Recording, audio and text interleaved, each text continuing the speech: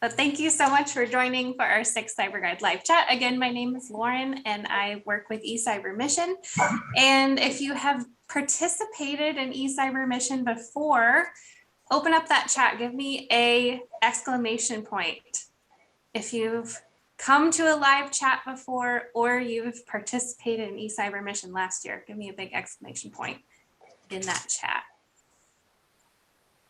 All right, if you have not been to a CyberGuide live chat before, give me a question mark in the chat. Let's see who we got. Okay, awesome. We've got some new people joining. Okay, so I'll tell you a little bit about what CyberGuide live chats are. Basically, they're an opportunity for us all to hang out online for about an hour and learn about real life STEM experiences, get some tips on building your STEM project, and get to ask questions and learn from our cyber guides who are volunteers with eCYBERMISSION who actually work as real life scientists and engineers in STEM. So we're really excited to hang out with you guys tonight. And I want to start off with just an announcement that January 12th is the last day to register your team completely. So if you are a team advisor this evening and you're thinking about starting another team, make sure you get those teams registered prior to January 12th. And as you're working on your projects, come to these live chats. It's a great resource. But also we have another resource I want to remind you guys about called Cronus. I'm putting it in the chat here. Cronus is basically an app where you can go to ask questions to our cyber guide experts, our STEM professionals who volunteer with eCYBERMISSION. And on Cronus, you can actually ask questions in a forum, get some answers in real time, and connect with people who are eager to help. So if you want to join Cronus, I just put the link in the chat. You can join and create a profile and then come ask questions to our cyber guide experts. We're actually going to be hanging out in Cronus a week from today on December 8th, the same time, 7 to 8 p.m. Eastern time, for a forum all about the mission folder. So if you have mission folder questions, make sure to use that link to create your Cronus profile and then log on to the app next Wednesday, December 8th from 7 to 8 if you have some questions. All right, so let's go ahead and get started. We're going to be talking about experiments tonight. So in that chat again, give me a big exclamation point if your team is working on a scientific inquiry project. Okay, nice. I'm seeing a couple. Give me a, let's see. Give me a star if you're working on an engineering design project. Okay, so we have a little bit of both tonight. You know, science and engineering are very connected. We are going to be focusing on scientific practices tonight. So that's kind of your first step in this process. You'll be asking a question and maybe doing some experiments to figure out the answer to that question.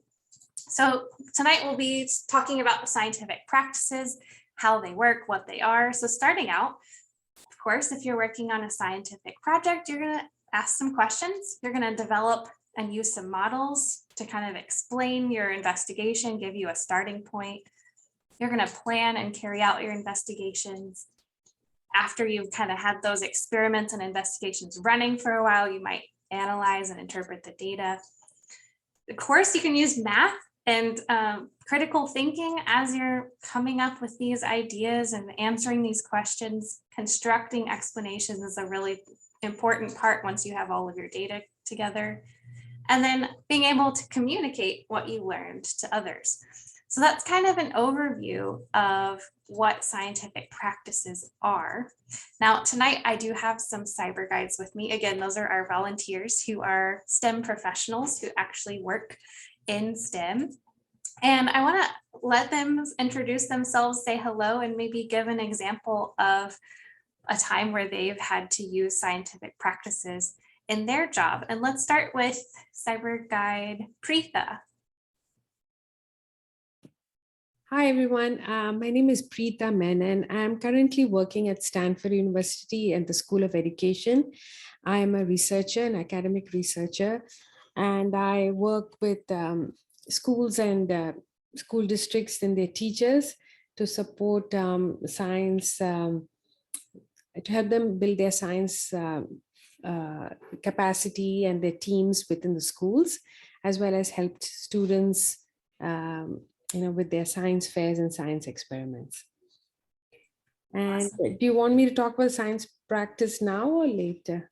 Yeah, if you have any insight about this, we'd love to hear it. Well, I think I like to say that the scientific practices, especially which Lauren has showing you right now, is something we do on a daily basis. And I think what off late, especially with people working online and working remotely, there's a lot of emphasis on how we can develop models, construct explanations, and evaluate and communicate information. There's been a lot of emphasis on these three practices. And so it'll be nice if you could, develop these practices as well. Wonderful. Thank you, Preetha. And then Cyber Guide Alex, do you have anything to add about scientific practices? Yeah, I mean, this is a great opportunity for all you participants, your middle schoolers, to get some real hands-on experience designing and then running your own experiments. Experiments are the foundation of science and what scientists are always doing and thinking about and designing. So experiments, they take planning, they take a lot of thought to get all the materials together, and then they can be really exciting sometimes. In my work, I do biotechnology science, so a lot of my experiments are about designing some DNA, and then making that DNA, or buying the parts of it and putting it together. And then the exciting part can happen when we put it into an organism like a yeast or a fungus. And the question we want to answer is basically what will happen when we put this DNA into the yeast or the fungus? What will happen? What will we enable this organism to do that it couldn't do before? So yeah, experiments are all about having a question and then designing a procedure that will help you answer that question. Awesome. Thank you, Cyber Guide Alex. And Cyber Guide Ronnie, I know that you do a lot of research. Do you have any experiments that you've been working on lately? Hi everyone, can you hear me? Can you hear me okay, Laura? Yes, we can. Okay, sorry, my internet's a little shaky, but hi everyone. My name is Ronnie. I'm a PhD student in neuroscience at Emory University, working in the School of Public Health, and also collaborating with a lot of biologists in general. So scientific thinking is really important to me because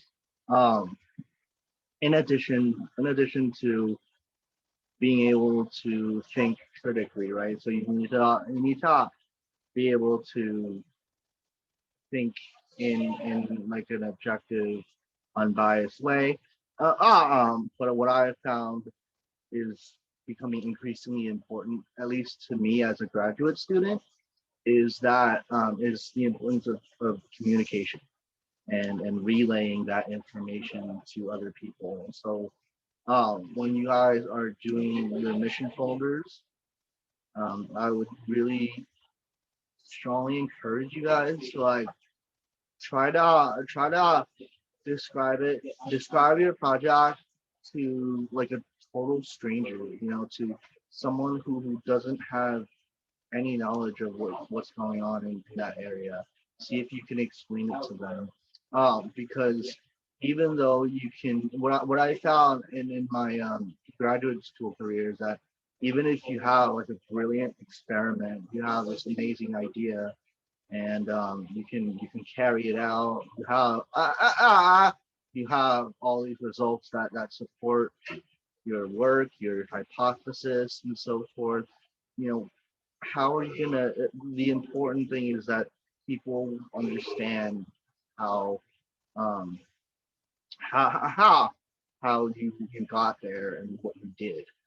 So definitely like try to to explain it to like a fifth grader or like someone who's like younger than you or like your siblings or something. Or if your parents, if they had, they're not really involved in it. So I think even though I've done countless trials and experiments and stuff, it's really important to, especially since your thing is all written basically, right? You want to make sure that other people can understand and appreciate your work. I love that. Thank you, Ronnie. That was fantastic advice to communicate it to someone who's not familiar with it. That goes a long way to helping you understand your project and also knowing how to explain it well. So that's fantastic. And then Cyber Guide Also, Aisha. I'm sorry. Go ahead. Yeah, sorry. My internet connection's a little shaky. I'm sorry, but so I might cut out real soon. But I'm on Cronus. If you guys if you have any questions, feel free to reach out to me, and I'm happy to answer questions there. I love that. Thank you, Ronnie. And I just put the link to Cronus in the chat again. So if you want to connect on Cronus, create a profile in that app to ask some STEM questions to our experts, that's where you do it. And then Cyber Guide Aisha, what sorts of experiments have you worked on? And do you have any tips on scientific practices? Yes. Hi, everyone. My name is Aisha, as Lauren mentioned. I am a postdoctoral researcher, which just means I earned my PhD and I do research at St. Jude Children's Research Hospital. And I am an immunologist, which just means that I focus on how the body responds to infection. And I work with a lot of surveillance studies that we have going on, or networks that we're involved in that we conduct around the world. And we look at the response to influenza virus, also viruses like SARS, which cause COVID-19. And I'm sure all of you are familiar with by now. And I, as far as experiment design goes, I think this is a really important topic. How well we can answer a question often depends on how we design the experiment. And so it's really important to think about and carefully consider. Usually this starts with some sort of observation that you would like to explain.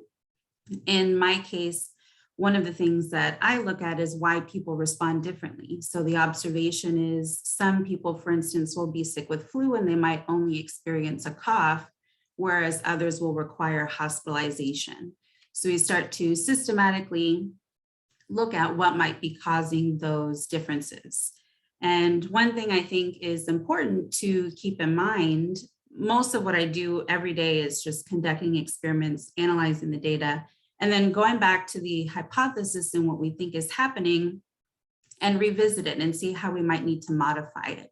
And so it's completely normal if your experiment doesn't work out the way that you expected, that you need to go back and think about what you might change that might give you more insight into answering your question and explaining maybe what happened the first time that you tried to conduct the experiment. And other than that, I'm really excited to be here, and please feel free to message me if there's anything that I can help you with. Awesome. Thank you, Cyber Guide Aisha. I really appreciate that.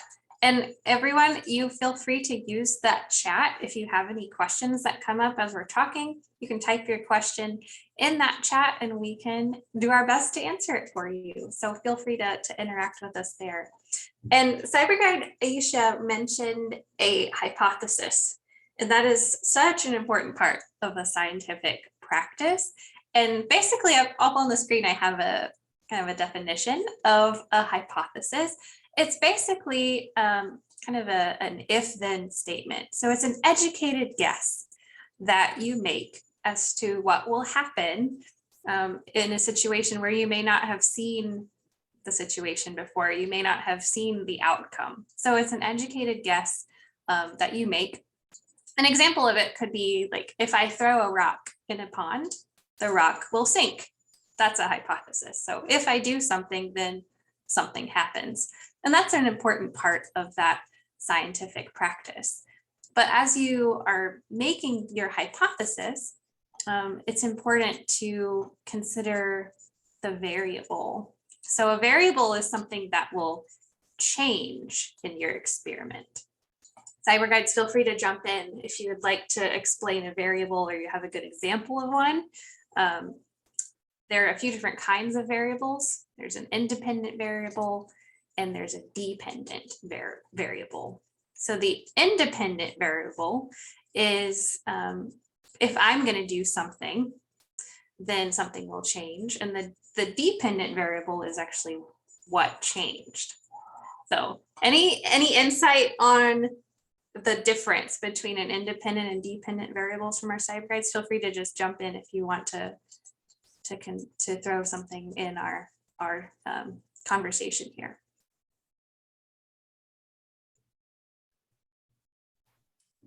This is just kind of a difference in terminology, but maybe it might help someone in thinking about their experiment.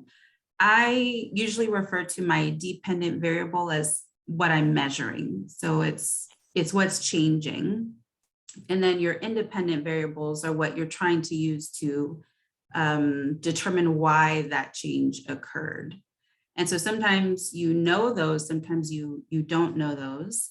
Some, for instance, things we might change are temperature. Does a particular reaction or something occur differently in a cold environment versus a hot environment? In that case, your dependent variable would be the reaction that you're measuring.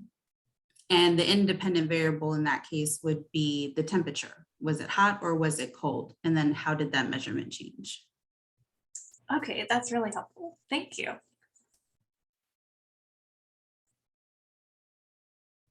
Cyber Guide Preetha, did you have something to add? Yeah, and I think it's pretty much like what Aisha said, where something to measure. What I also try to help students understand is what are we looking for? What is the outcome?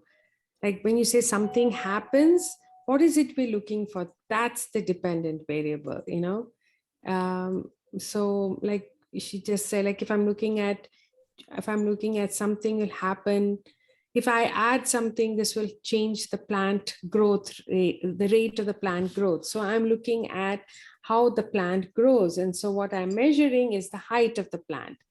So the plant growth is measured in the form of height of the plant, and that's the dependent variable. So that's, if you could do it, you know, as sort of put it in those categories, it becomes easy for someone to understand what is the dependent variable.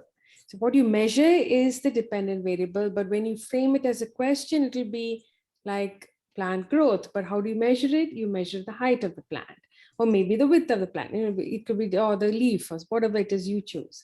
So whatever, when we write the hypothesis, whatever is written in that can be measured in a different way. And so students should remember that. You can measure things in different ways. That's really helpful. Thank you so much. That's a nice transition to talking about actually setting up your experiment with a control and an experimental group too. That's an important part. When using a control group, that's the group where you're not going to make a change. So you just want to see what happens if you don't add anything or take anything away. And then your experimental group is going to receive that change. And remember that change is something you can measure, and the change is generally the independent variable. So that's just a little diagram of kind of the way that you can set up a control and experimental group. I've got another one. This one is more environmental. So this kind of can show the effect of pH or acidity or alkalinity on a coral reef ecosystem. So you might have heard of something like coral bleaching before. And if researchers are setting up an experiment about that, they're going to want to have a control group where the pH or the acidity or the alkalinity in the water isn't going to change. And then they're going to want to have an experimental group where they might have a variable movement in that pH to test and see what happens when they make that change. Do our cyber guides want to talk about any control or experimental groups that they've used in their own labs? Anything you guys want to add about this aspect of our scientific practices?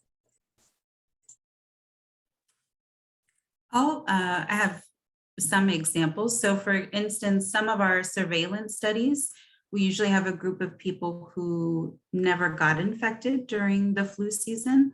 And then we have a group of people who did become infected. And so we see how their body responds in those two different categories. The control group, and that would be the uninfected group of people.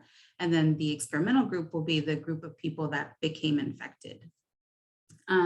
Another thing that I think is important to think about that was mentioned, I think briefly by one of the other cyber guides, is that you can have multiple ways of measuring a specific question. And so that's something that is also really important to think about. And I would encourage you to try to think of more than one way to measure something. So for instance, with the plant growth example, maybe you want to measure the height of the plant.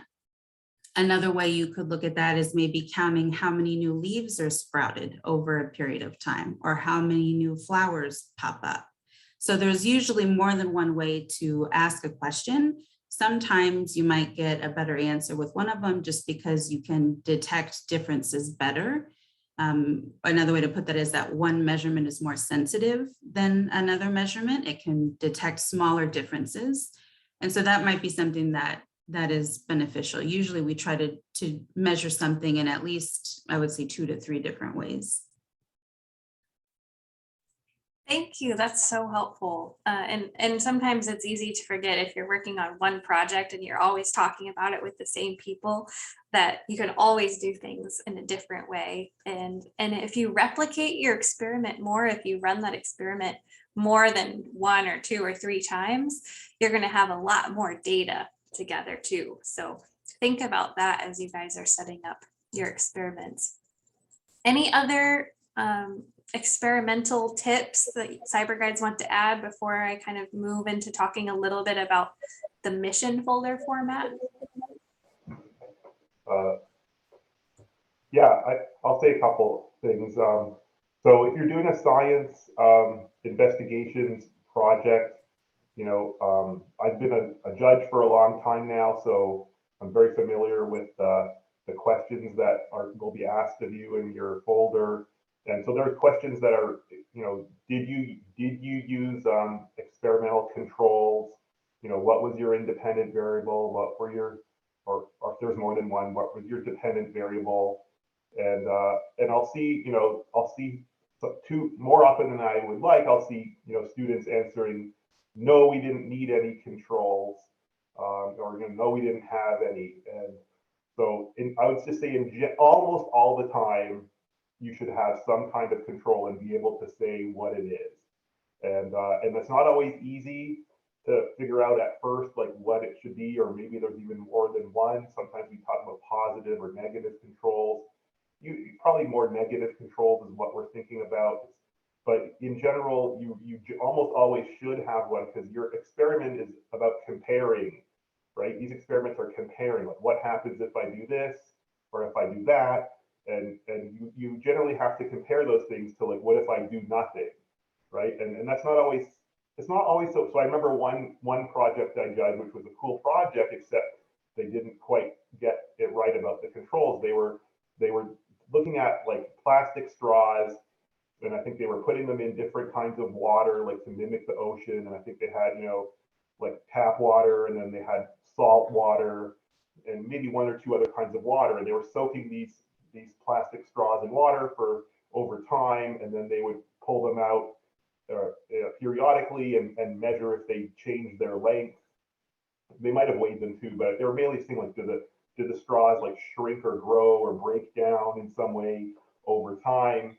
And that was really interesting, right? And I think I can't remember if they showed any differences between the types of water, but what they didn't think of, which is, I understand it's not obvious, was like they didn't have a control. In that case, what I would say a good control would be to have some straws that were just out in the air, like just out in the room at the same temperature in the same place, but they weren't submerged in any water. Because, like, I know it might be unusual, but maybe some of the straws would have broken down or changed length anyhow, even without being soaked in the water. Like, you don't know, maybe the sunlight would, or maybe they're just not very durable. And so, like, without that comparison of like what happens to a straw that wasn't submerge in any water at all, like all the results, you can kind of call them into question a lot more. Like if they're going to say, oh, the water, I know that this water did something to the straw. You're like, do you really know that? Because like I didn't see you compare that to what happens when there is no water, but the straw still spent the same amount of time out of the package or whatever. So the summary is you almost always should have a control. You should be able to clearly say what it is. And if you don't think you have a control, think again. Maybe ask your teacher advisor, because almost all science experiments need some kind of control to compare. Thank you, Alex. That's so helpful. And that's a really good example too of thinking like, okay, I need straws of different kinds of water, but oh, do I need one that's not in water? That's a great example of a control that maybe you wouldn't think of right away, but it's really, really important to your experiment. Cyber guys, are there any other stories or experiments that you'd like to discuss? All right, I want to open it up to student questions now. If you guys are working on setting up an experiment and you've got some questions, now is the perfect time to get those answered. So you can ask questions in the chat about experiments, or you can unmute yourself and ask those questions that way. So if anyone has any questions, go for it.